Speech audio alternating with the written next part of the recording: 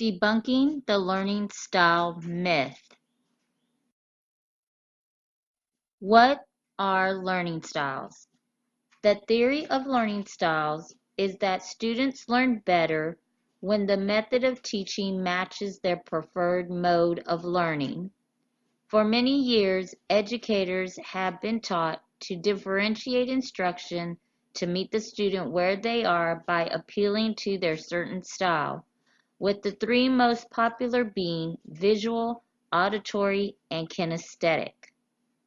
The, the disagreement. Educators who affirm learning styles look at how students learn, not what they learn. This is based on the ideal that we perhaps have varied brains, therefore learn differently and need to be treated accordingly.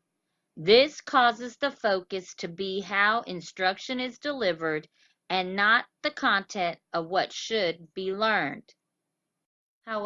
However, those who oppose learning styles state there is no scientific evidence to back up the claim that students learn more based upon a certain way.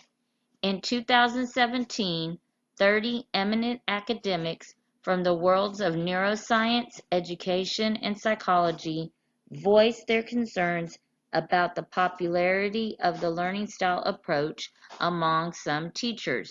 They stated it was ineffective, a waste of resources, and potentially even damaging, as it could lead to a fixed approach that could impair pupils' potential to apply or adapt themselves to different ways of learning.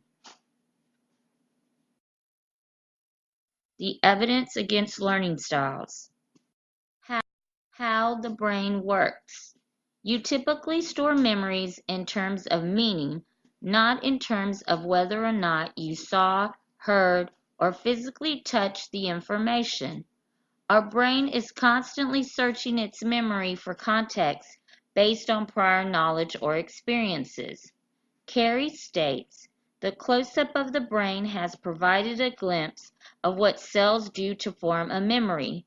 They fire together during an experience. Then they stabilize as a network through the hippocampus. Finally, they consolidate along the neocortex in a shifting array that preserves the basic plot points." The fact is, we don't learn based upon a style, we learn based upon meaning. What does this mean for educators? The keys for teachers is not to match the unit of content to the student's individual preferences for learning, which will require that teachers have three different ways of teaching every unit of content, but rather to match the unit of content to the best way to create meaning for most students. In other words, teachers should strive to present a lesson in a meaningful way, to present the content in a form that a student will retain instead of catering to the individual style of each student. How neuroscience can help.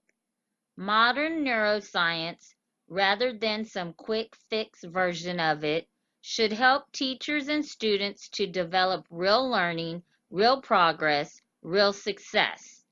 Understanding how the brain perceives, retains, and retrieves information is vital in instructing students. Teachers may have a model in their head of what kids are like, what motivates them, what their emotional lives are like, how they learn. If that model is inaccurate, there's an opportunity cost. You want that model to be as accurate as possible.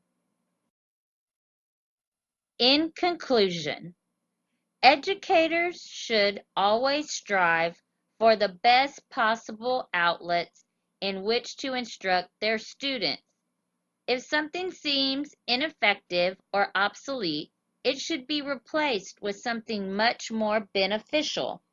Neuroscience has provided scientific context for thinking about education and learning. Therefore, learning styles should become less a fad in the educational world, seeing that they have no scientific backing or relevance and be replaced with brain-based education.